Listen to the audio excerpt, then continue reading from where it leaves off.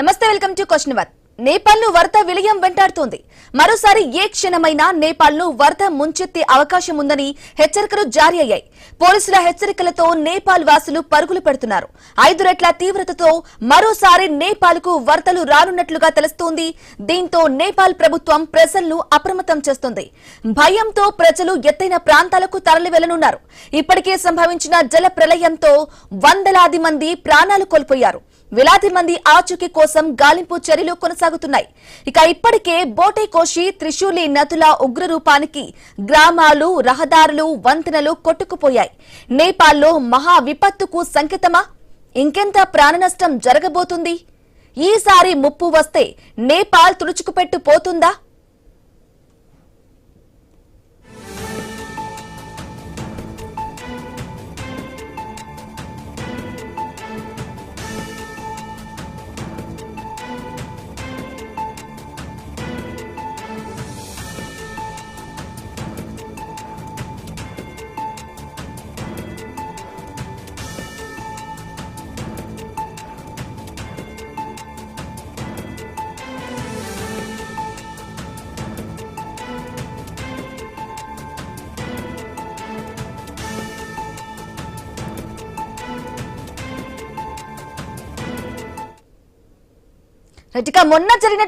మొన్న వచ్చినటువంటి వరదల గురించి నేపాల్ ఇంకా తేరుకోక ముందే మళ్ళీ ఇంకొక వరదలు వస్తాయి.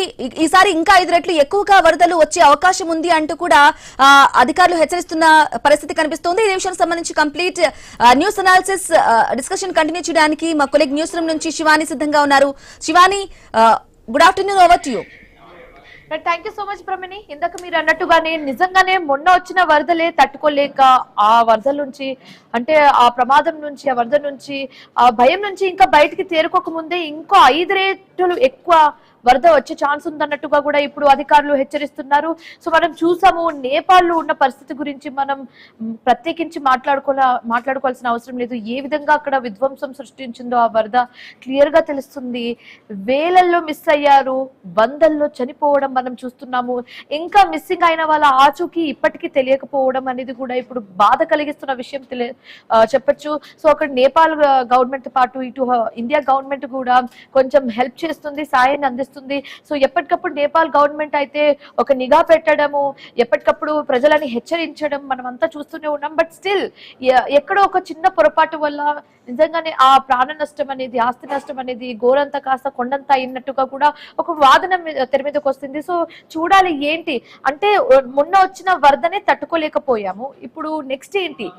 మొన్న వచ్చిన దానికంటే 5 రెట్లు ఎక్కువ అన్నట్టుగా కూడా చెప్తున్నారు. కాబట్టి దాన్ని ఇంటెన్స్ ఏ విధంగా ఉంటుందో మాటల్లో అసలు చెప్పలేము అని చెప్పచ్చు.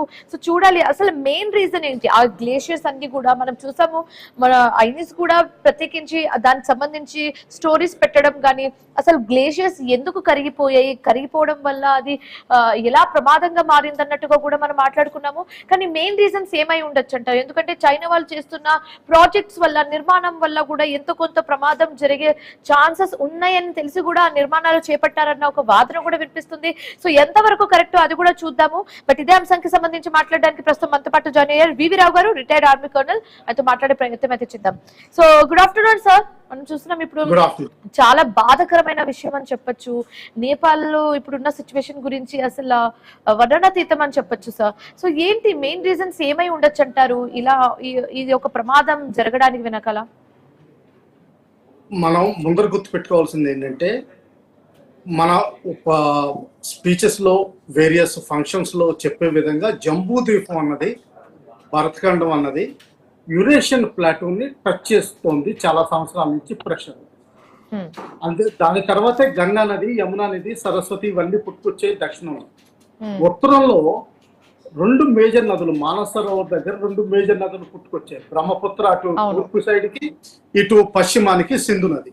మొత్తం ఇండియా చాలా వరకు, దక్షిణ చైనా, ఇండియా, బంగ్లాదేశ్, అటు పాకిస్తాన్, ఇవన్నీ కూడా ఈ జీవనదుల మీద ఆధారపడి. అటువంటి ఫ్రెజైల్ ఏరియాలో ఇటు ప్రెషర్ ఇంకా జరుగుతూనే ఉంది. దాదాపు 2 సెంటీమీటర్లు ప్రతి సంవత్సరం పెరుగుతూనే ఉంది హిమాలయాస్. మన దక్కన్ పీఠభూమిలో వాల్కనోస్ ఎప్పుడో పేలిన తర్వాత ఇగ్నియస్ రాక్స్ అంటే మట్టి కరిగింది, అది రాక్స్ కింద సొలిడిఫై అయింది. అయితే ఇప్పుడు హిమాలయాస్లో మాత్రం ఈ కొండలు ప్రెషర్ వల్ల పైకి లేస్తున్నాయి. అందువల్ల ఏంటంటే ఇది మట్టి ఫ్లేక్ అంటే చాలా లూజ్ సాయిల్ ఉంటుంది, దానివల్ల తొందరగా కొండ చర్యలు విరిగిపోతాయి. దానితోడు ఇంకోటి ఏంటంటే ఈ గ్లోబల్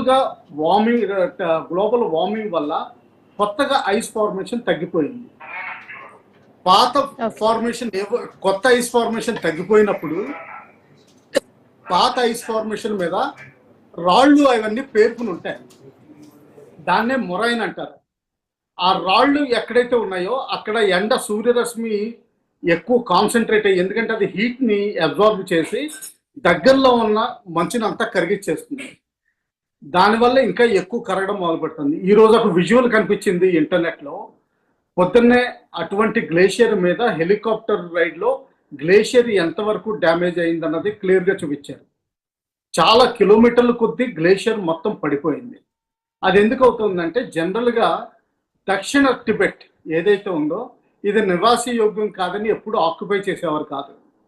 అయితే చైనా ఈ సరిహద్దుల గురించి బోర్డర్ ఏరియాస్లో ఎస్పెషల్లీ నేపాల్, భూటాన్ అండ్ లడాక్, అరుణాచల్ ప్రదేశ్ ఏరియాల్లో కొత్తగా గ్రామాలు సృష్టించి ఆ గ్రామాలకి రోడ్లు వేసి అక్కడ ఇళ్ళు కట్టి పేద చైనా వాళ్ళకి తర్వాత ఎక్స్-సర్వీస్మెన్కి అక్కడ సెటిల్మెంట్ని ప్రోత్సహిస్తుంది.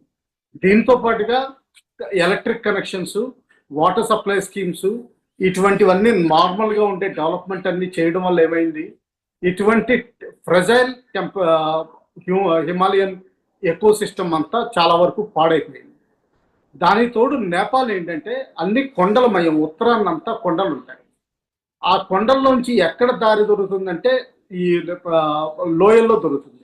లోయల్లో జనరల్గా నీరు ఉంటుంది కాబట్టి ఆ లోయలో నీరు ఎక్కడైతే ప్రవహిస్తుందో దానికి రెండు వైపుని సెటిల్మెంట్స్ వస్తాయి. రోడ్ నెట్వర్క్ కానివ్వండి, ఇళ్ళు కానివ్వండి, షాపింగ్ కానివ్వండి, వ్యవసాయం కానివ్వండి, ఆ రెండు సైడ్లు వస్తాయి. ఎప్పుడైతే ఇలా జరిగిందో పైన ఫ్లాష్ ఫ్లడ్స్ వచ్చినప్పుడు, దీన్నే ఫ్లాష్ ఫ్లడ్స్ అంటారు ఇంగ్లీష్లో, ఆ ఫ్లాష్ ఫ్లడ్స్ వచ్చినప్పుడు మొత్తం కొట్టుకు వస్తుంది, మొరాయిన్తో పాటు కొట్టుకొస్తుంది.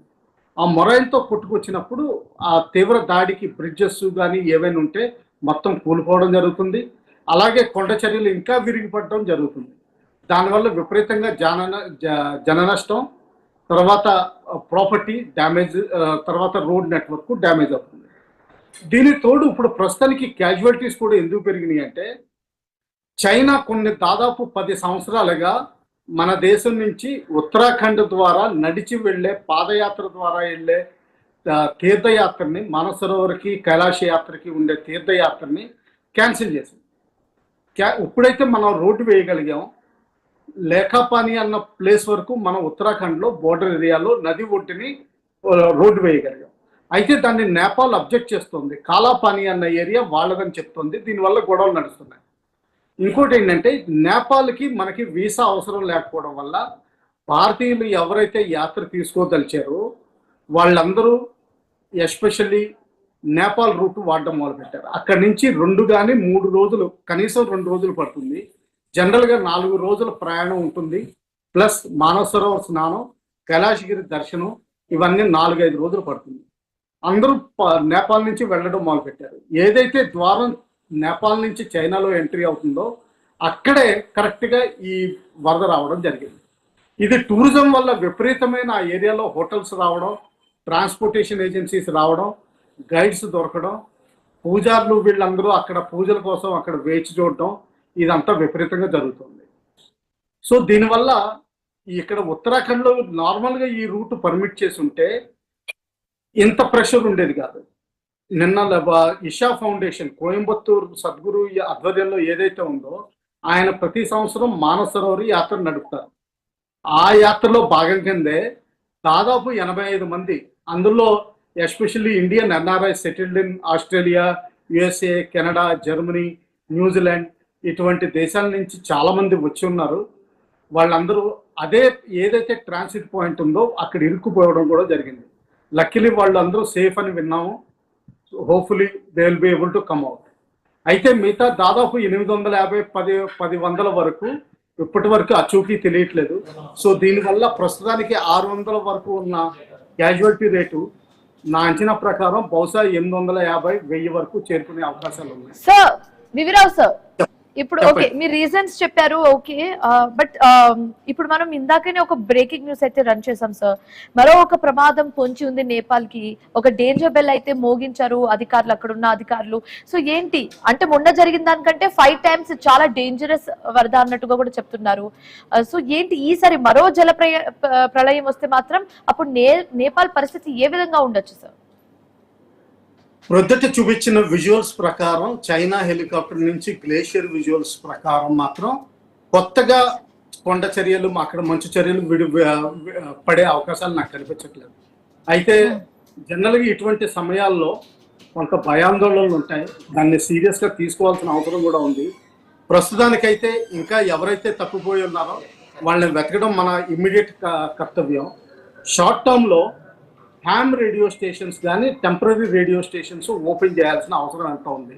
అలాగే ఆ ఏరియాస్లో యూత్ని అందరినీ మొబిలైజ్ చేసి కొంచెం పైన ఎత్తుని, ఎక్కడైతే లోయ ప్రాంతాలు ఉన్నాయో కొంచెం పైన ఎత్తుని సెటిల్ చేసి వాళ్ళకి రోప్స్ అటువంటివి ఇచ్చి కొంత అలర్ట్ చేయడం, తర్వాత డిజాస్టర్ మేనేజ్మెంట్ చేయడం, ఫుడ్ సరఫరా, వాటర్ సరఫరా చేయడం, ఇవన్నీ చేయించాల్సిన అవసరం ఉంది. అయితే ఈ చైనా ఇచ్చిన వార్నింగ్ నాకేమనిపిస్తుందంటే పొద్దున్న చూసిన విజువల్ ప్రకారం, ఎందుకంటే ఆ ఏరియా దాదాపు మేము గడిపిన సాయచిన్ బేస్ క్యాంప్ ఏదైతే ఉంటుందో దాని వెనకాల పెద్ద మొరైన్ ఉంటుంది. అటు దౌలత్ బేగ్ ఓల్డ్ సైడ్ తూర్పుని, ఇటు సాయచిన్ గ్లేషియర్ నార్థన్ గ్లేషియర్ సైడ్ మధ్యలో ఉంటుంది. సో స్టేబుల్ గానే కనిపిస్తుంది. మీ సర్వీస్ లో ఉన్నప్పుడు ఆ ప్రదేశాలన్నీ తిరిగారని చెప్తున్నారు కాబట్టి అప్పటికి ఇప్పటికి పెద్ద చేంజెస్ ఏమైనా కనిపిస్తుందా సార్ మీకు? నేను ఈ స్పెసిఫిక్ ఏరియా తిరగలేదు, కానీ సాయచిన్ గ్లేషియర్ ఎస్ దీనితోటే ముడిపడి ఉన్న ఏరియా తిరిగాను. చాలా చేంజెస్ కనిపిస్తున్నాయి. ఇప్పుడు మనకి లడాఖ్లో కూడా నేను 2001లో తిరిగినప్పుడు ఒక్క చెట్టు కనిపించేది కాదు. ఇప్పుడు అక్కడ వర్షాపాతం పెరిగి ఐస్ ఫార్మేషన్ తగ్గిపోయి మామూలు నీరు పెరిగి అక్కడ చెట్లు కూడా రావడం మొదలుపెట్టింది. అంతకుముందు మట్టిళ్ళు కట్టుకునేవారు, మొత్తం డాబాలు మిద్దెలు కూడా మట్టితోటే వేసుకునేవాళ్ళు. పైన ఎటువంటి కవరు ఉండేది కాదు, టిన్ షీట్ కానీ ఆఖరికి ఆకులు కానీ ఏది ఉండేది కాదు. ఇప్పుడు టిన్ షీట్ వేసుకోవాల్సిన అవసరం వస్తుంది వానకి తట్టుకోవడానికి. సో మొత్తం ఎన్విరాన్మెంట్ అంతా డ్యామేజ్ అయిపోయింది. ఈ హ్యూమన్ వలస, టూరిజం, తర్వాత ఇటువంటి మిలిటరీ డిప్లాయ్మెంట్స్ కొంతవరకు సాయచిన్ కూడా ఈ మిలిటరీ డిప్లాయ్మెంట్ వల్ల కొంతవరకు పాడవుతుంది, అందులో సందేహం ఏమీ లేదు. సో ఇటువంటిది జరుగుతుంది. చెప్పండి. ఓకే. సో సార్ ప్రజల అంటే ఇప్పుడు ఇందాక మనం చైనా గురించి మీరు ప్రస్తావించడం జరిగింది కాబట్టి ఇప్పుడు చైనా విషయానికి వస్తే ఒక వాదన అయితే తెర మీదకి వస్తుంది సార్. చైనాలో అంటే చైనా ప్రజలు, చైనా ప్రభుత్వము ఏవైతే చేపట్టిన ప్రాజెక్ట్స్ ఉన్నాయో ఆ ప్రాజెక్ట్స్ చేయడం వల్ల, కొత్త నిర్మాణాల వల్ల ఇలా ఈ ప్రమాదం జరిగి ఉండొచ్చు అన్న ఒక వాదనకైతే కొందరు తెరలేపుతున్నారు సార్. సో మీరేమంటారు దీనికి సంబంధించి? 100% ఏకీభవిస్తాను. ఇదే పర్టికులర్ ఏరియాలో 2 గ్రామాలు, 200 ఇళ్ళు ఎస్పెషల్లీ కట్టి, ప్రీ ఫ్యాబ్రికేటెడ్ కట్టి, వాటికి రోడ్డు కమ్యూనికేషన్స్ ఏర్పరిచి, తర్వాత ఎలక్ట్రిసిటీ ఏర్పరిచి, వాటర్ సప్లై చేసి అక్కడ రీసెటిల్మెంట్ కోసం ప్రయత్నిస్తున్నారు చైనా వాళ్ళు. అది ఎందుకంటే భూభాగాన్ని ప్రొటెక్ట్ చేసుకోవడానికి, తర్వాత ఇంటెలిజెన్స్ గ్యాదరింగ్కి, తర్వాత మిలిటరీ మూవ్మెంట్కి ఈజీగా ఉండే విధంగా చేసుకుంటున్నారు. తర్వాత బ్రహ్మపుత్ర నది అయితే, సింధు నది అయితే బేసికలీ మానసరోవర్లో పుట్టినా కానీ బేసికలీ ఇండియాలో కొంత ప్రాంతం, మిగతాదంతా పాకిస్తాన్ ఆక్రమిత కాశ్మీర్లోను పాకిస్తాన్లోనూ వెళ్తుంది. అయితే బ్రహ్మపుత్ర నది మాత్రం చుట్టూరు తిరిగి అరుణాచల్ ప్రదేశ్ నుంచి అస్సాం నుంచి బంగ్లాదేశ్ వెళ్తుంది. ఆల్రెడీ ఒక ప్రపంచంలోనే అతిపెద్ద ప్రాజెక్ట్ అక్కడ మొదలుపెట్టారు. అది ఎప్పటి నుంచో చెప్తున్నారు అమెరికన్ సైంటిస్టులు, జియాలజిస్టులు, మన ఇండియా వాళ్ళు కూడా చెప్తున్నారు. అది ఒక ఫాల్ట్ లైన్ అంటే ఈ భూకంపం సంభవించే అవకాశాలు 99% ఉంటాయి అటువంటి ఏరియాలో. ఎందుకంటే 2 ప్లేట్ల మధ్యలో బీటలు తీస్తుంది. అటువంటి బీటలు తీసే ప్రదేశంలోనే ఇటువంటి డ్యామ్ కట్టడం వల్ల, దానివల్ల నీరు స్టోరేజ్ ఏదైతే ఉందో దానివల్ల మన అరుణాచల్ ప్రదేశ్లో తీవ్రంగా ఫ్లడ్స్ వచ్చే అవకాశాలు ఉన్నాయి. ఇది నేపాల్లో చూసింది కేవలం ట్రైలర్ మాత్రమే. 2 చిన్న ఉపనదులు మాత్రమే. దీనికంటే ఇంకా పెద్దది ముప్పు ముంచుంది బ్రహ్మపుత్ర నది మీద. అందువల్లనే మన ఇండియన్ గవర్నమెంట్ కూడా ముందరే మేల్కొని అరుణాచల్ ప్రదేశ్లో ఒక పెద్ద డ్యామ్ కట్టబోతోంది. దానివల్ల అస్సాంలో వచ్చే డ్యామేజ్ మినిమైజ్, తర్వాత బంగ్లాదేశ్లో వచ్చే ఫ్లడ్స్ మినిమైజ్ అయ్యే అవకాశాలు ఉన్నాయి. అఫ్కోర్స్ దానికి తోడుగా మనకి హైడ్రో ఎలక్ట్రిసిటీ చాలా వరకు జనరేట్ అవుతుంది అనుకోండి. దీనివల్ల ఏంటంటే ఈ చైనా ఏం చేస్తుందంటే టెక్నాలజీ ఉంది కాబట్టి అవసరం లేకపోయినా కానీ నేచర్ని డిస్టర్బ్ చేసి అవసరం వస్తే కృత్రిమంగా సన్ను తయారు చేయడం, లేకపోతే హెవీ గార్జెస్ 3 గార్జెస్ డ్యామ్ అని లావోస్, కంబోడియా, వియత్నాంకి డ్యామేజ్ చేసే విధంగా అక్కడ ఒక పెద్ద డ్యామ్ కట్టడం, దానికి 5 రెట్లు పెద్దగా డ్యాము బ్రహ్మపుత్ర మీద కట్టాలని చూడటం. తర్వాత ఇంకోటి ఏంటంటే అన్నిటికంటే అధ్వానం ఏంటంటే చైనా కమ్యూనిస్ట్ దేశం. ఏదైనా విపత్తు జరిగినప్పుడు వాళ్ళు తప్పు ఒప్పుకునే రకాలు కాదు. తర్వాత ఏమంటారంటే మీకు మాకు అగ్రిమెంట్ లేదండం. నేపాల్కి 5 గంటల తర్వాత కానీ కబురు ఇవ్వలేదు నిన్న.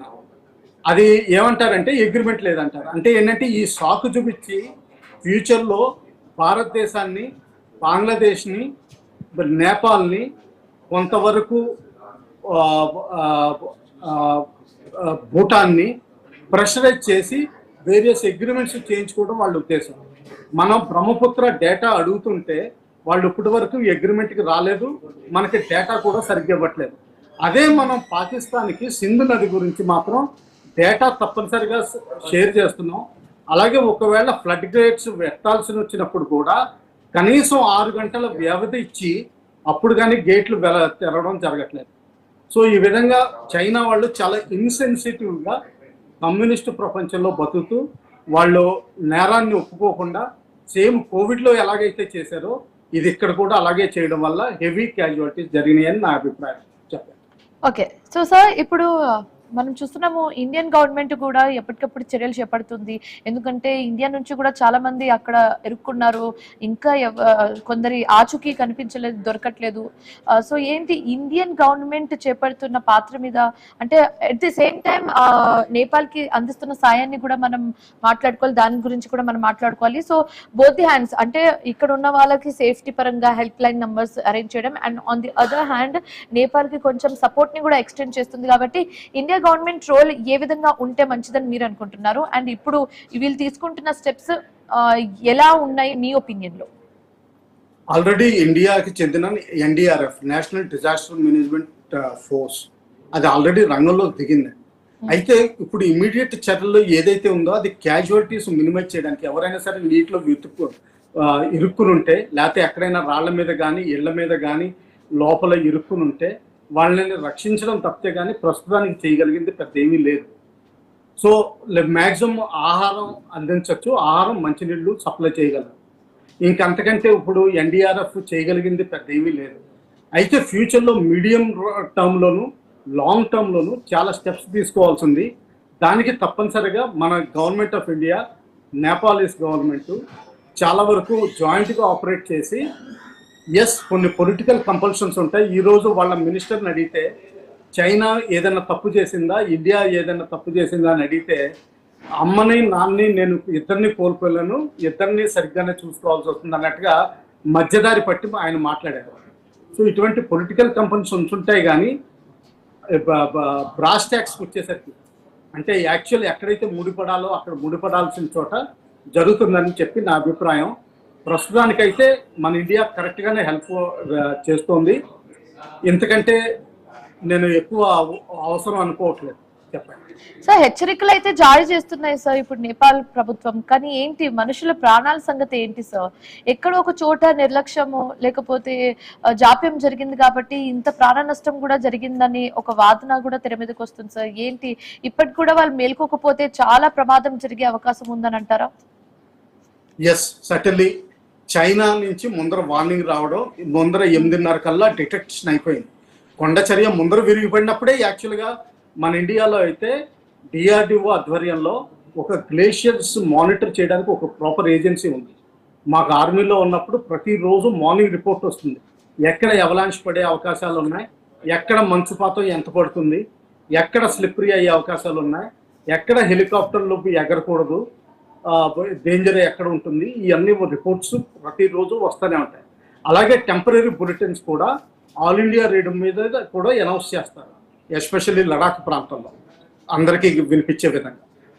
ఇదే చైనా వాళ్ళు ఈ వార్నింగ్ ఇవ్వడానికి 1:30 వరకు టైం తీసుకున్నారు. అందులో సర్టన్లీ జాప్యం జరిగింది, లోపం ఉంది. కొంతమంది ఆర్గ్యుమెంట్ ఏంటంటే ఇరు దేశాలకి అగ్రిమెంట్ లేదు, ఇటువంటి షేరింగ్ అన్నది. ఇటువంటిది అసలు హాస్యాస్పదం. ఎందుకంటే మానవతా కారణాల వల్ల ఇటువంటిది ఏదైనా జరిగినప్పుడు న్యాచురల్ రియాక్షన్లో వాళ్ళు వెంటనే ఇన్ఫార్మ్ చేసి ఉండాల్సింది. దానివల్ల ఎంతో కొంత, ఎస్పెషల్లీ మైక్స్, పోలీస్ స్టేషన్లో ఉన్న మైక్స్ చెప్పినా, ఏ మైక్లో చెప్పినా, పోనీ ఏదైనా గుడి కానీ మసీదు కానీ ఏ మైక్లో చెప్పినా కొంతవరకు తగ్గే అవకాశాలు చాలా బలంగా ఉండేది, ఎంత ఉండేదిగా. సెకండ్ థింగ్ ఏంటంటే నేపాల్ కూడా ఇటువంటి పరిణామాలకి తయారుగా లేదు ప్రస్తుతానికి. అది మనం గమనించాల్సిన విషయం. భారతదేశం అండర్ చేయాల్సి చెప్పండి. Thank you so much sir, మాతో జాయిన్ అయినందుకు అండ్ ఈ అంశానికి సంబంధించి మీ ఒపీనియన్స్ ని మాతో షేర్ చేసుకున్నందుకు thanks for joining with us sir. So ఇది వాళ్ళ క్వశ్చన్ అవర్. మరొక క్వశ్చన్ అవర్ తో మళ్ళీ కలుద్దాం. Till then keep watching I news. మీతోనే మీ వెంటనే.